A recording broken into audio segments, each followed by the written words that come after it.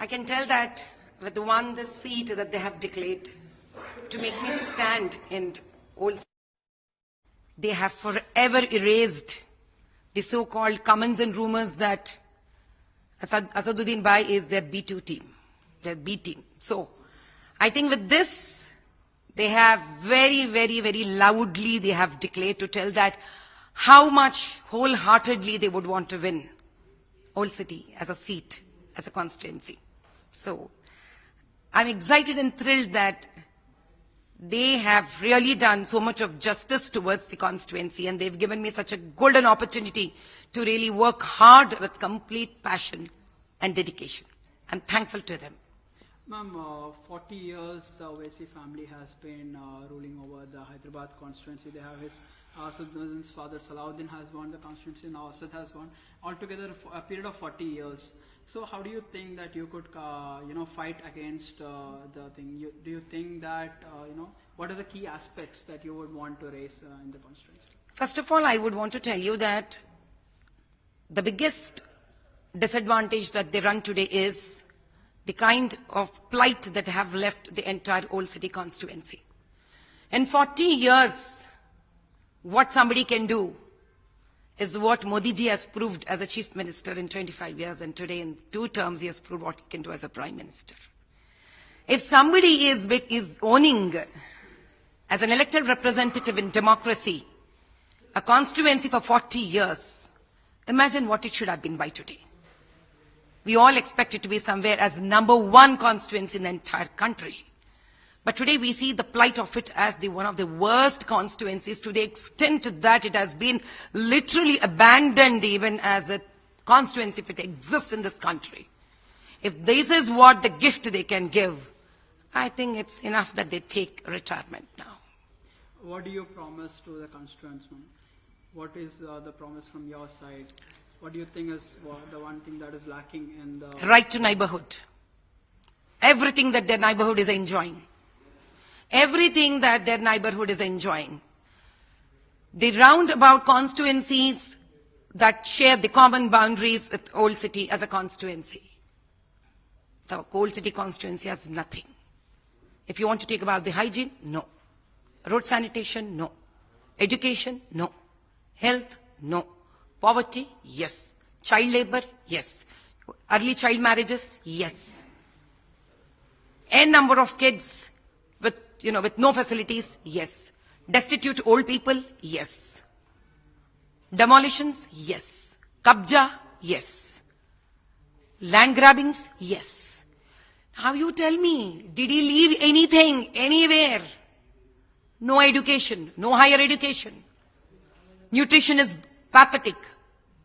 Now you tell me, he has left entire big chart that I think some Somalia should really develop that place. Agar aap puchhenge, if you want to ask me that, what all should happen in Somalia to develop? That's all poor, the entire list is left for Old City. So the first thing that I would want to look at it is, immediately, pump in education, sanitation, hygiene, and health facility. Along with that, maybe some immediate basic employment for women and for youth. This has to be the utmost priority now that should go in, because these are the survival things that they need right now. So I'm sure that, beautification and all that comes second. They are in dearth of the basic things. I'm sure ANI would one day come along with me in all my campaigning to really see the beauty of the so-called the great Old City that has been gifted by our great existing MP to the constituency. ऐसा लग रहा है मुझे धर्मो रक्षित रक्षित 21 लाख वोटरों का जो आंसू आज तक बहते आया है, शायद उसका गूंज दिल्ली तक सुनाई दिया है, और उनके लिए न्याय करने के लिए हमारे जितने भी बड़े भाई वहां बैठे हुए ना, तो जंग का ऐलान कर दिए हैं, और मुझे ऐसा लगता है अब सही मायने में उनको न्याय होने वाला है. तो आज का जो ऐलान या मेरा नाम डिक्लेयर किया गया है, ये जीत मेरा सिर्फ नहीं है, ये जीत हमारे 21 लाख भाई बहने जो ओल्ड सिटी से है, उनका है, ये ऐलान उनका है ये. और जब ये आगे बढ़ेंगे, अपने हाथ का जो शस्त्र है उनके हाथ में वोट, और उसका जो जब वो इस्तेमाल करेंगे तब हम सभी फिर से दिवाली का त्योहार मनाएंगे। मैम, क्या ऐसे मुद्दे हैं जो आप हैदराबाद कॉन्स्टिट्यूंसी के लोगों तक लेके जाना चाहते हैं? भाई, एक दो मुद्दे हो तो जरूर उनके तक लेके जाएंगे। मैंने 8 साल से देख रही हूं उन लोगों को, और खास कर 1 साल से हर दिन मैं वहां उस हर गली हर बस्ती में जा रही हूं। मैं दिन में तकरीबन 10-11 घंटा काम करती हूं। मैं पूछे तो क्या है वहां पर? वहां कुछ नहीं है आज। ना पढ़ाई है, ना हेल्थ फैसिलिटी है उनको, ना रोड साफ है, ना मोहल्ले साफ है, ड्रेनेज का पानी बहते रहता है, मदरसे में बच्चों को खाना नहीं मिलता है, मंदिरों को कब्जा होते रहता है। हिंदुओं के घरों में वो लोग घर तक नहीं मालूम, एक दीवार टूटता है तो नहीं पता है आगे आके कौन आके उसको कब्जा करेंगे। मुसलमान के घरों में बच्चे पढ़ते नहीं है, बच्चे पूरे वहां पे चाइल्ड लेबर हो जाते हैं। ना उनके पास पढ़ाई है, ना उनके पास ठीक तरह से घर है, ना उनको कोई भविष्य है। क्या है उनके पास? एक ही बात बचाए उन दोनों के बीच में, लड़ाई, जिसका जो चिंगारी तक वही डालते हैं, जिसका फायदा भी वो लोग उठाते हैं। वो जो फायदा उठाते हैं उल्टा उनके लिए कुछ करते भी नहीं है। लेकिन ऐसा एक मुद्दा हो तो बताए। आप ही सोचिए, ऐसा ओल्ड सिटी कोई ऐसा तो पहाड़ पे तो है नहीं। वो ये समझने के लिए वो ट्राइबल्स हैं। ओल्ड सिटी कहां है? हैदराबाद के बीचों बीच है। ऐसा हैदराबाद जो जब बंटवारा हुआ था आंध्रा और तेलंगाना स्टेट का, मांग के लिया गया था हैदराबाद।